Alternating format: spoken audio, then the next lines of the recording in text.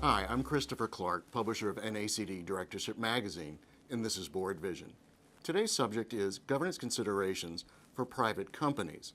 I'm joined today, again, by Tom Duffy, National Managing Partner of Audit, KPMG, and Pamela Packard, Director at Brown Jordan International, and I must say, the new president of the New York chapter of NACD. Welcome back. Thank you. Thanks, Chris.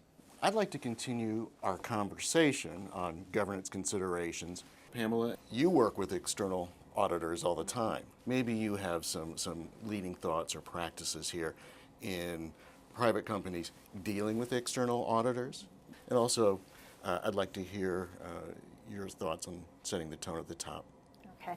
Well, I'll start with the second question first. In terms of culture and tone at the top, it's not about the mission statement, the vision statement, and the values that are hanging on the wall in the foyer.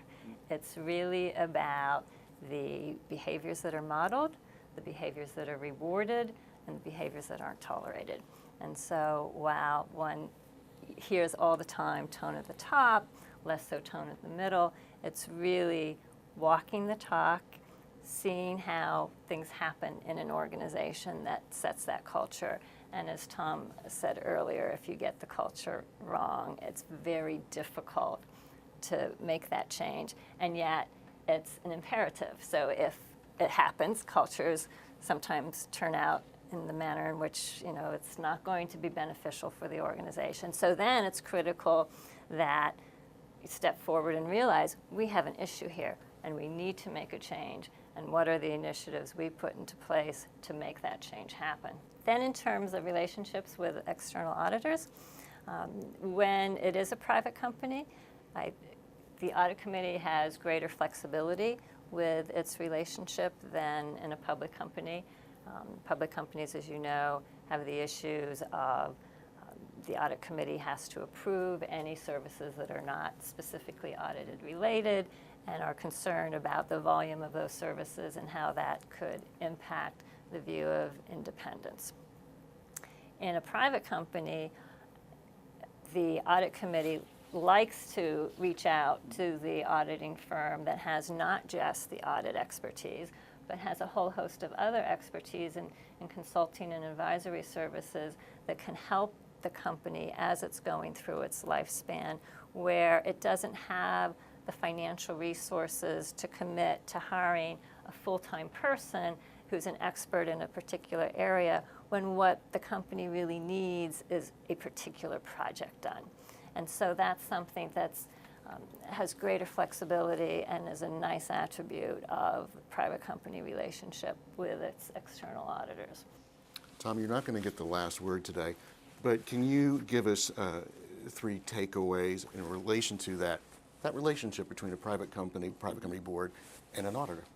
Yeah, and I think Pamela hit it directly on, that there is more flexibility in the relationship between the company and an external audit relationship in a private company. The permissions are greater to do more, to help the company in a way different than perhaps in the public arena, where the restrictions around independence and services we can provide are limited. So I think from a company's perspective, we talked about perhaps gaps earlier. As a company evolves, gaps are created between what the capabilities of management may be, what the board's expertise may be. Well, your advisors, in this case your external auditor, can help fill a gap, can help provide, either it's a project or help the company look at an area where there's a weakness and help solve that area. So my suggestion is that relationship between the company, the board, and its external auditor can be much more collaborative and can be actually a way for the external auditor to help enhance the business improvement of the company, its prospects, to help them with strategic planning, thought process, to look at that from an external point of view and provide necessary assessments around areas where there might be weaknesses. So the ability to leverage is greater, and I would encourage private company boards, management, to take full advantage of that. And I think the external auditor welcomes that opportunity, which is a very different sort of relationship than the public relationship, public-client relationships that we have. And so I do think it can be a really helpful sounding board. It can be an asset to the company in terms of its being able to think differently and having some external advice from people who see it in other environments as a real chance for them to enhance their performance. Tom and Pamela, I've got to thank you. You gave us wonderful food for thought. I really look forward to seeing the both of you in the very near future. Thank you. Thanks, Chris, and thanks to NACD as well. You're most welcome. On behalf of NACD and KPMG, thank you for viewing today. I'm Christopher Clark, and this is BoardVision.